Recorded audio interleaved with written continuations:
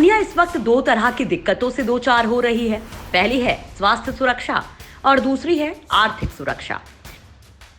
चूंकि चाइना अपने यहाँ कोरोना पर लगभग काबू पा चुका है और अब ये मौजूदा हालात में दुनिया के दूसरे देशों की कमजोरी का फायदा उठाकर उनकी कंपनियों में अपनी हिस्सेदारी बढ़ाने के लिए कारोबारी अटैक में लग गया है। अमेरिका और यूरोप के संपन्न देश जहां इस महामारी से जूझने के दौर में हैं, वहीं महामारी का शुरुआती केंद्र बना चाइना यूरोप में आर्थिक जड़ें मजबूत करने के मौके देख रहा है। लिहाजा यूरोपीय देश चीनी वायरस कोरोना के बाद ड्रैगन के बढ़ते कदमों को रोकने में जुटे हैं।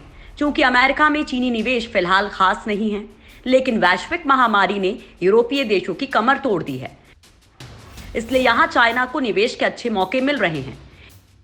एक तरफ चाइना ने भारत के HDFC में 1% शेयर खरीदे हैं, तो अब उसकी निगाह वोल्वो और हैसेलबलाड जैसे प्रमुख ब्रांड को पूरी तरह से खरीदने के करीब है। वोल्वो और हैसेलबलाड में चीनी कंपनियां कई वर्षों से धीरे धीरे अपनी हिस्सेदारी बढ़ा रही हैं।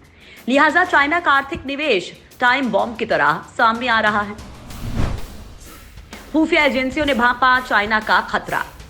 ब्रिटेन की खुफिया एजेंसी MI6 के पूर्व प्रमुख जॉन सॉर्वर्स ने चीनी कंपनियों से यूरोपीय तकनीक को बचाने की बात कहते हुए कहा कि तुरंत कोई खतरा नहीं है, लेकिन तकनीक पर नियंत्रण किसी दुश्मन की दस्तक से कम नहीं है। नाटो और यूरोपीय संघ पहले ही यूरोपीय देशों को चेता चुके हैं कि चाइना द्वारा अहम इंफ्रास्ट्रक्चर की खरीद को लेकर सावधान रहें। वैसे आपको बता दें कि 3 साल पहले ब्रिटेन की chip designer company imagination technology पर चाइना के अधिकार संबंधी खबरों के बाद यूरोप की सतर्कता बढ़ी थी। वहीं ट्रंप ने इस बात पर भी चिंता जाहिर की थी कि अमेरिका के यूरोपीय सहयोगी 5G नेटवर्क के विस्तार के लिए चाइना की हुआवेई कंपनी का इस्तेमाल कर रहे हैं, लेकिन अब चाइना की ड्रैगन नजरें फिलहाल यूरोपीय इंफ्रास्ट्रक्चर पर हैं। ग्रीस के पायरेयस बंदरगाह के 3 में से 2 टर्मिनल चाइना के हाथ में आ चुके हैं और तीसरा भी दूर नहीं है। फॉरेन पॉलिसी की रिपोर्ट की माने तो चाइना की कॉस्को कंपनी ने बेल्जियम की टर्मिनल संचालन कंपनी ज़ीब्रुग्री में 90% हिस्सेदारी हासिल कर ली है। स्पेन में भी कॉस्को ने सबसे बड़े टर्मिनल्स वेलेंशिया और बिलबाओ के प्रबंधन पर नियंत्रण हासिल कर लिया है। एंटवर्प, ला पैल्मेस और रॉटरडम में भी चाइना का निवेश जारी है। एक और रिपोर्ट के मुताबिक फ्रांस की ज्वेलरी कंपनी में चीनी कंपनी ने भारी निवेश किया है।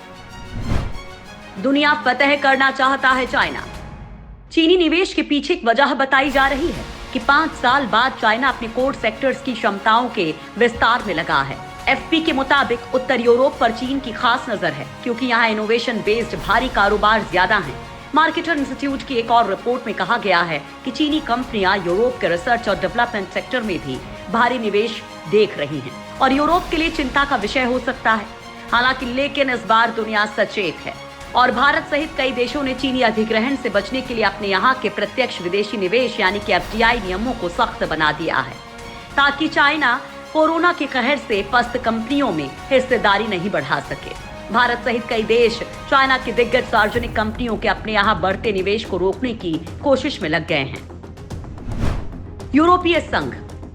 सबसे पहले यूरोपीय संघ ने अपने FDI नियमों में बदलाव किया। यूरोपीय संघ के कई सदस्य देशों ने चाइना के बार्गेन हंटिंग को रोकने के लिए विदेशी निवेश पर अंकुश वाले नियम लाए। जर्मनी, फ्रांस, इटली, स्पेन सहित कई देशों ने इसे अपनाया। 25 मार्च को ही यूरोपीय संघ ने अपने सदस्य देशों को चेतावनी दी थी कि FDI के द्वारा खासकर हेल्थ केयर या इससे जुड़ी इंडस्ट्री में अधिग्रहण का खतरा बढ़ गया है।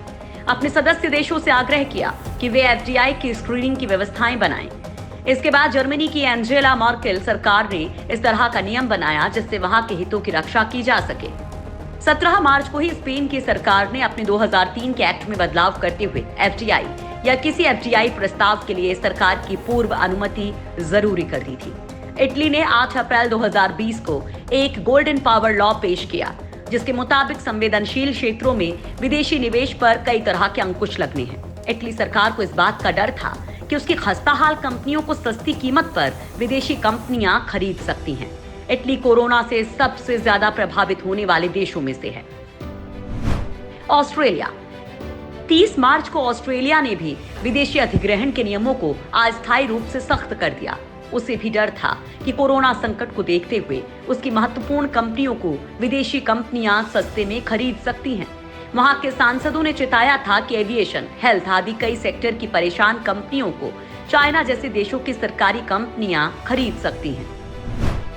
कनाडा 18 अप्रैल 2020 को कनाडा ने भी अपने विदेशी निवेश नियम को सख्त कर दिया। अब कनाडा की जनस्वास्थ्य या दूसरी महत्वपूर्ण सप्लाई चेन से जुड़ी कंपनी में प्रत्यक्ष विदेशी निवेश को सरकारी जांच से गुजरना होगा। ब्रिटेन बाकी देशों की तरह ही ब्रिटेन में सैन्य, कंप्यूटर, हार्डवेयर, क्वांटम टेक्नोलॉजी आदि में अधिग्रहण बिना सरकारी मंजूरी के अब नहीं हो सकते।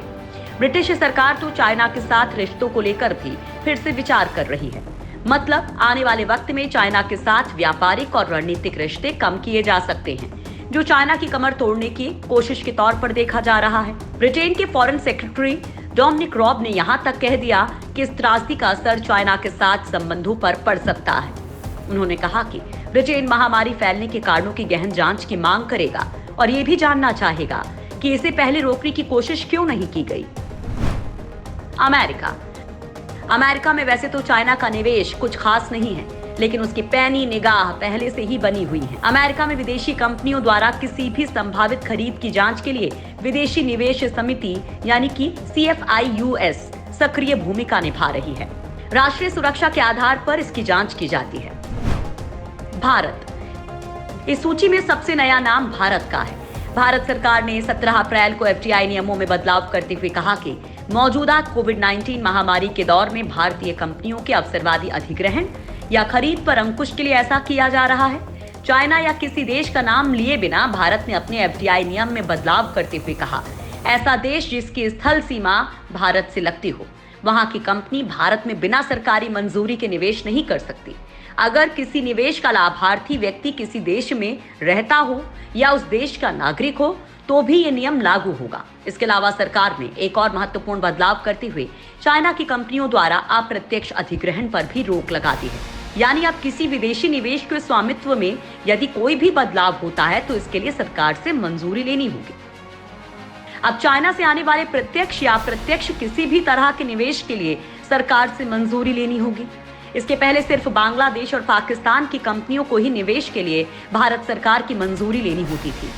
चाइना का कहना है कि अब चाइना की कंपनियों के लिए भारत में निवेश कठिन हो जाएगा। हालांकि मोदी सरकार के मास्टर स्ट्रोक से चाइना बुरी तरह से तिलमिला उठा है। उसने इससे WTO के नियमों का उल्लंघन का हवाला देते हुए धमकी दी है। हालांकि इससे भारत को कोई बड़ा फर्क नहीं पड़ने वाला है।